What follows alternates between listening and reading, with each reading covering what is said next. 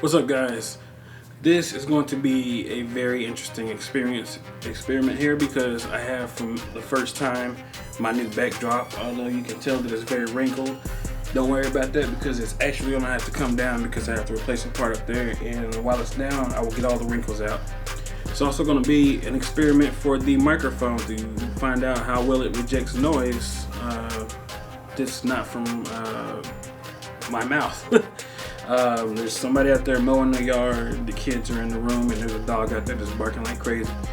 You may or may not hear it. It depends on how well the rejection on this MKE 440 is. But let's get into the real reason why you're here. SLI, for all intents and purposes, is dead. Let me explain.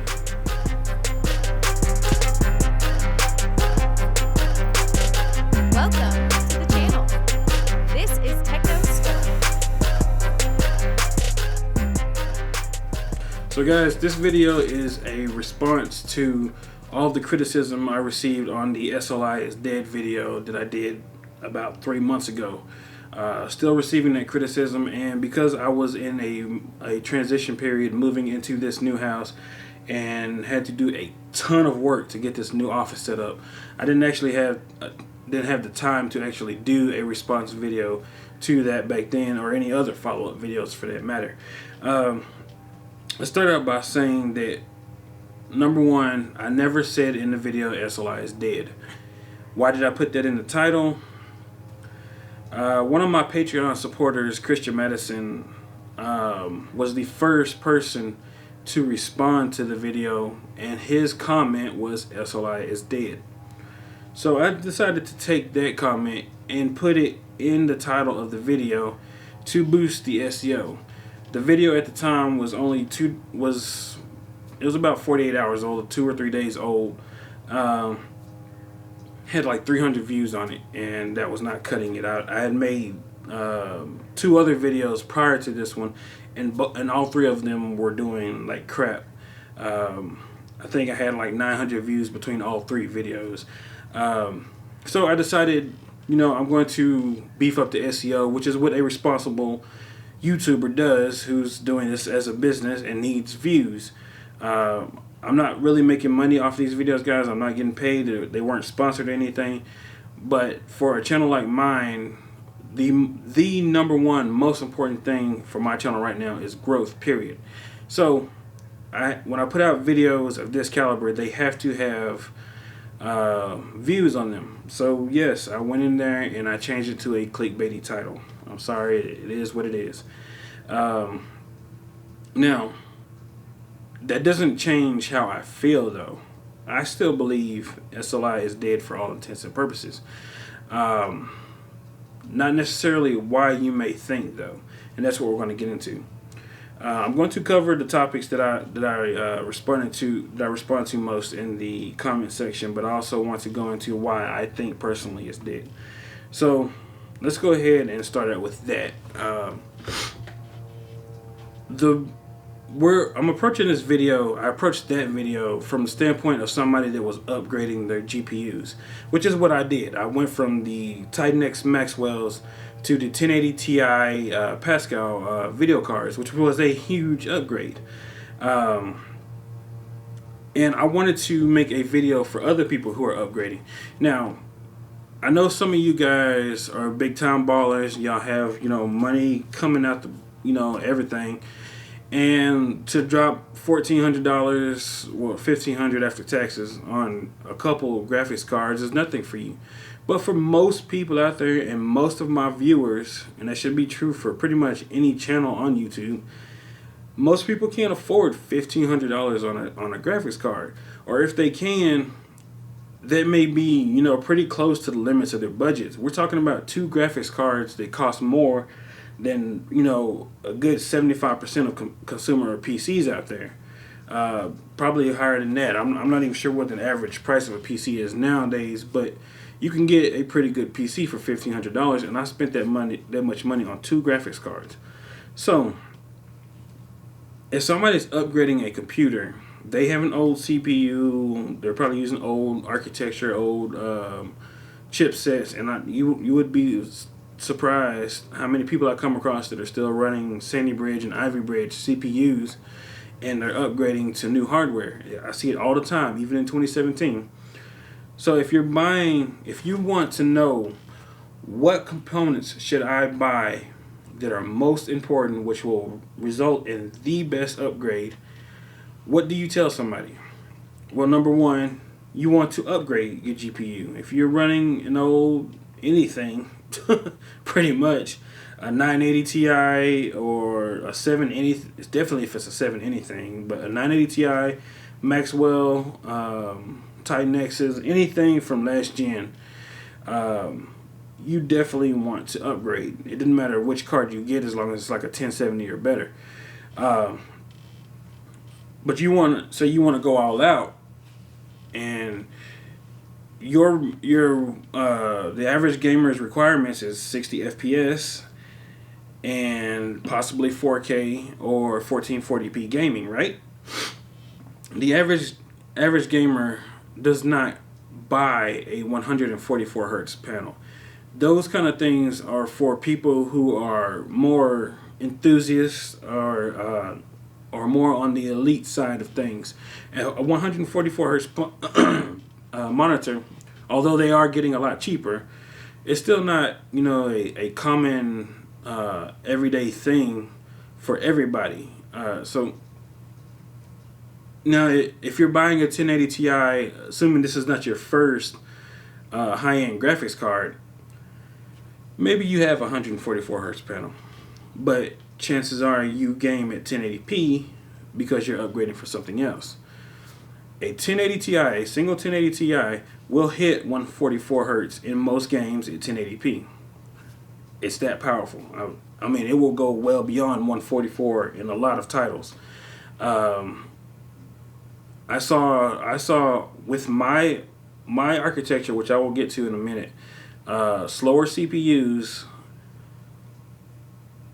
I was able to hit over 200 frames per second in Tomb Raider with a single 1080 Ti. That's amazing. That tells me that, number one, it's a super powerful card. Number two, you don't really need a second one. If you're one of those elite gamers that need, close to 200 FPS, you are the person or the target market for 1080 Ti SLI. Do you need it? In my opinion, no. Absolutely not. There are better ways to spend your money, and this is why I'm saying SLI is dead. Everybody got on my case for using slower CPUs. First of all, guys, Sledgehammer is not a test bench. A lot of people said that why would you use Xeons in a test bench? Because it wasn't a test bench. Sledgehammer is my rendering machine. It is what I run this entire company off of. The reason that I have two 1080 Ti's is because that PC does some heavy rendering from time to time, and I wanted something that's going to be pretty beefy.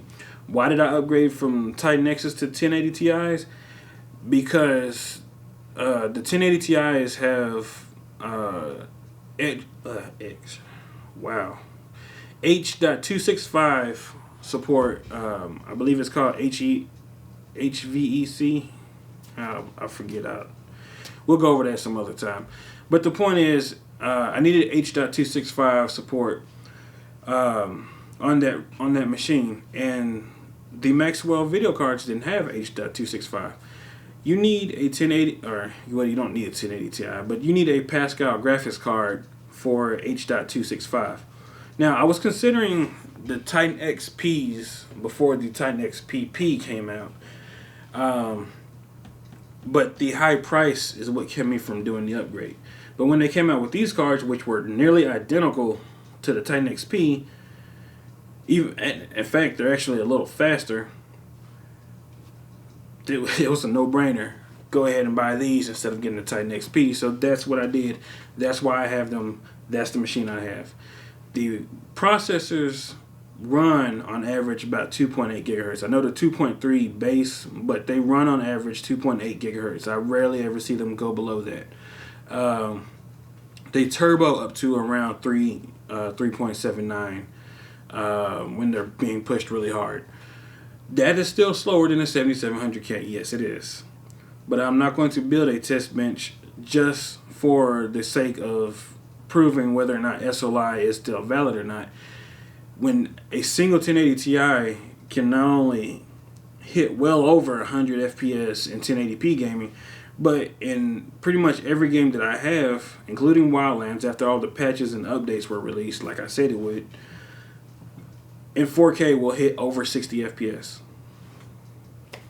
Now, the other thing about the 1080 Ti, the Pascal cards in general, is they support DisplayPort. Is it 1.2, 1.4, whatever the newer one is. They support it. Higher bandwidth, and what that means is if I took those two cards and stuck them in a super high clock machine, and then for some reason dropped the nearly $2,000 for the Asus 4K 144 hertz panel, it would pretty much get me close to that 144 hertz in a lot of titles. I don't see the need for that. I'm not going to buy that panel, although it is a great panel. It's great for production as well as gaming. But I'm production oriented, which is why I have a 49-inch screen so I can split it up, do the things that I need to do, and work on producing. That's the most important thing, far beyond gaming here. This is grown man talk. Gaming comes second. And it's funny because my business is based around reviewing gaming stuff, but grown man here, from man to man, man to woman, or whoever you are, grown man speak, work comes first. It is what it is. Eventually, I will get a dedicated gaming rig in here that will have production second. It will go on the other desk over there.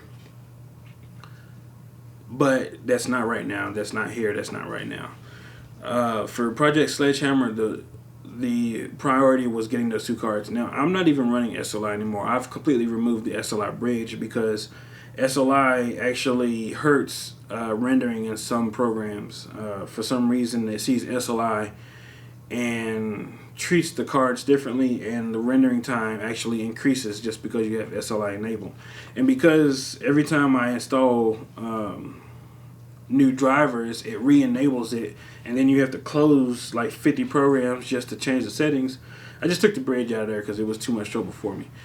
They are, in my machine, rendering cards. Rendering first, gaming second. And like I said, with only one card for gaming, it uses the second card for PhysX, but with only one card for gaming, I still get over 60 FPS in every game that I have in 4K.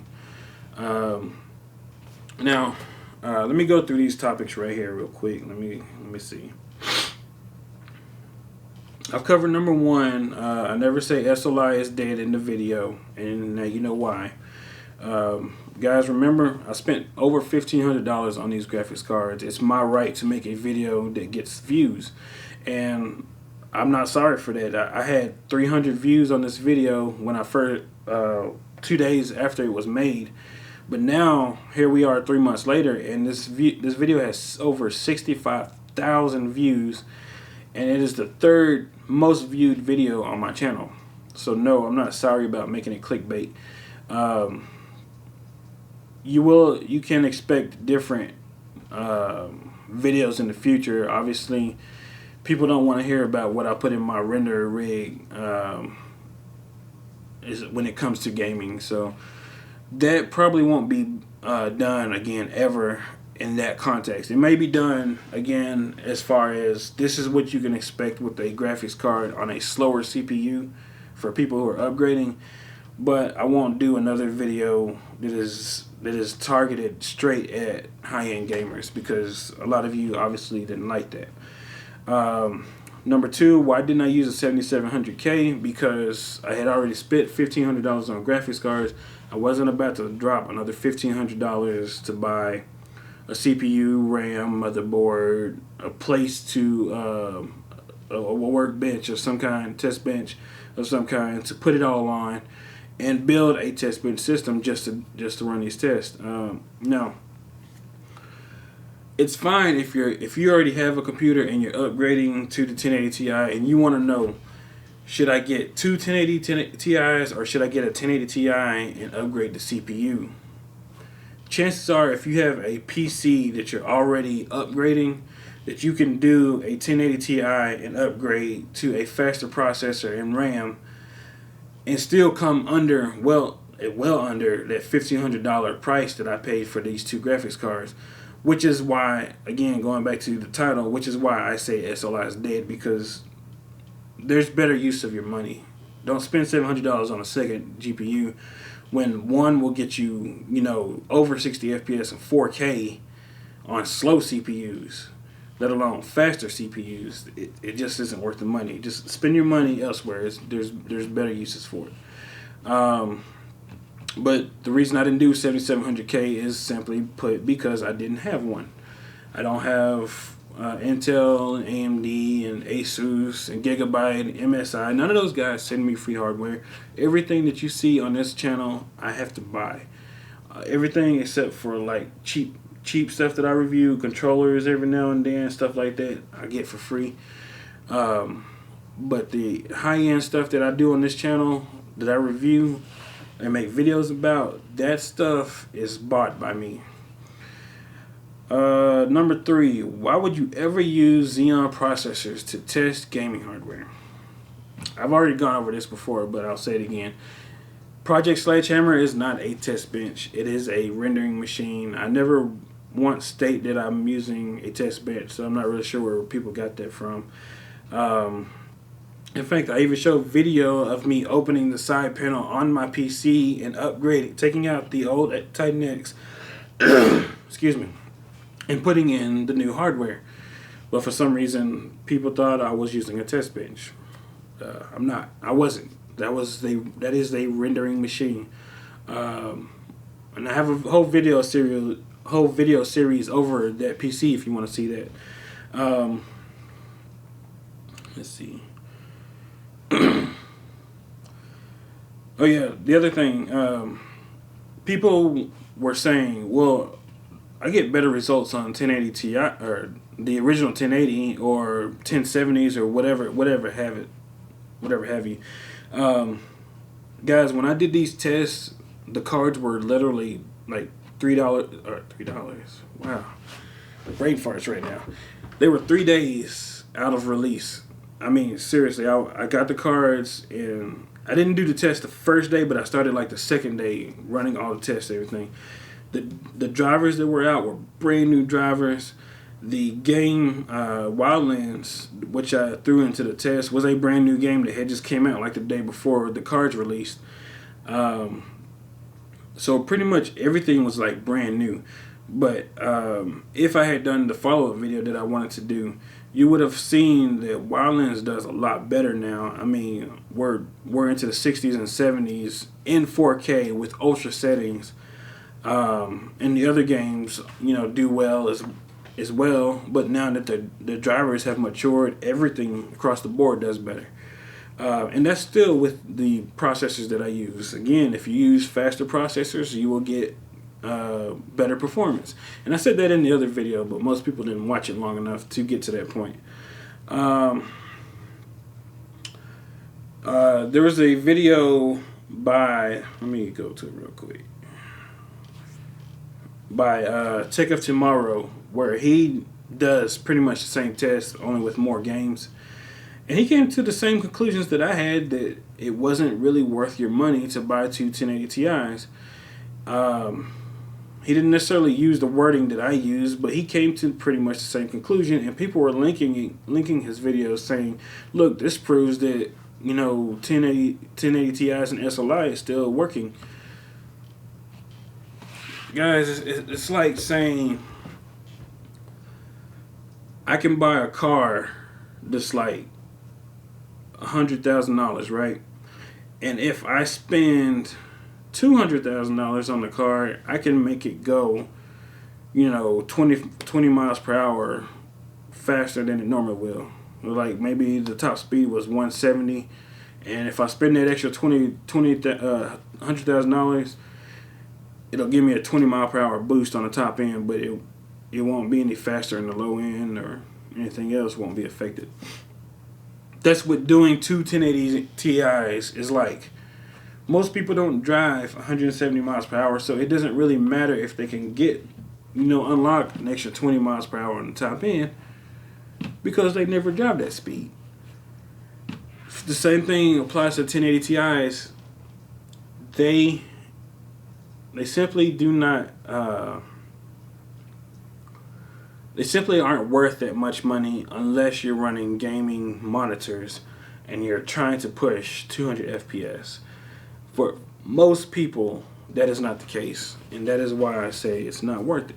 Don't spend double the money for something that you're not going to use. One 1080 Ti is enough for most people. Let's see. Number 7, I try my best to make the videos look like they have high production value. Okay. This is something I struggle with, and I've been struggling with it.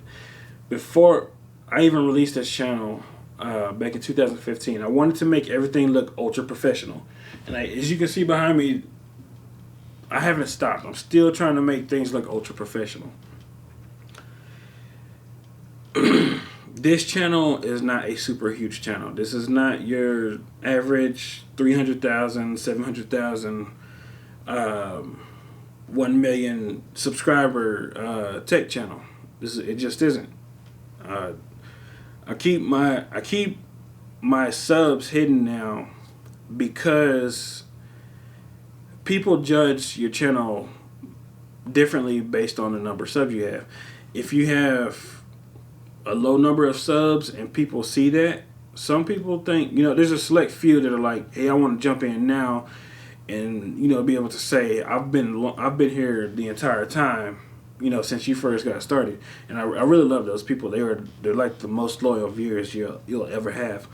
But then there are also people who will look at a low subscriber count and think, his videos may not, be where what I want to see right now. I'm gonna wait till he has more subs and then I'll think about subbing. And that's like a valid concern, because I don't get free hardware from people. I have to buy the stuff that I want to review. So that's a valid concern. But then on the flip side, you have people who, when I hide my subscriber count, they see my videos and they're like, this is very high production quality, so he must be, a YouTuber with a lot of subs and must be doing something really big. Guys, everything that you see on this channel, it's come from very, very careful financial planning. This stuff wasn't given to me. I had to buy it all, and some of it was even financed. So no, this is not a big channel. It just looks good because I demand the best for my viewers. That's just what it is. And as we go along, as this channel grows, I have more people. I have people that are going to be coming in here and contributing to this channel. As things go along, it's just going to get better. I demand high quality. It is what it is. But people see that and they think that, well, it's a big channel.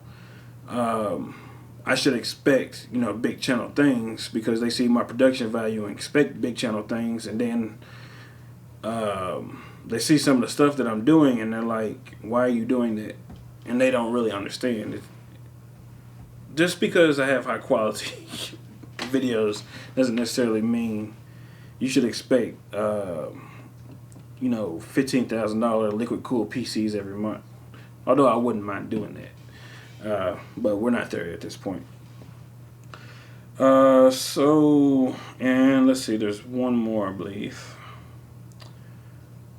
No, that was it. So number 8, I just say, if you still hate me, That's your opinion, and you're entitled to it. And there was a lot of hate on there. There was a lot of foul language. There was a lot of racism. There was a lot of name calling, and pretty much everything else you would expect to see in the trash of YouTube comments. It got pretty bad. There was a few people I ended up having to ban because they didn't want to hear reason. Now, I'm trying to explain to them everything has a cause and, effect. But all they wanted to hear was their opinion was right and what I did was wrong. Guys, I know it's hard to believe, but there is more to life than just gaming. There is a lot more. And I know it's hard to believe that anybody would use graphics cards for anything other than gaming. Or at least it was hard to believe, but y'all found out when mining came back around how easily gaming hardware and business stuff intermingles. But back then, people weren't seeing it. They were like, it's gaming only. You only get cards for gaming. But you know now, don't you? But anyway, I'm sure this video has gone way beyond. Goodness, almost half an hour. So anyway, if you like this video, hit the thumbs up. If you don't, hit the thumbs down. If you still disagree with me, go ahead and leave a comment down below and hit that rant. Go ahead and, do whatever you got to do and let your feelings be known.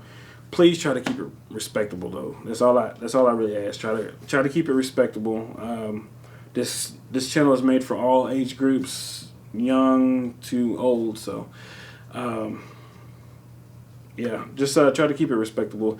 I hope you want to join the Scoper Nation family because even though I've been doing this for 2 years, I feel like this new house that we're in with this new office is a brand new beginning, and things are only going to skyrocket from here.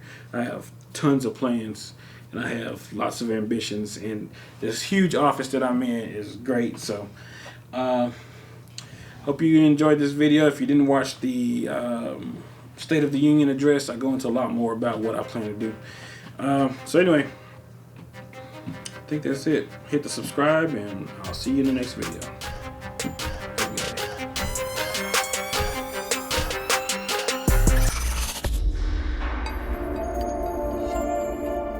TechnoScope is a Twisted Curve production.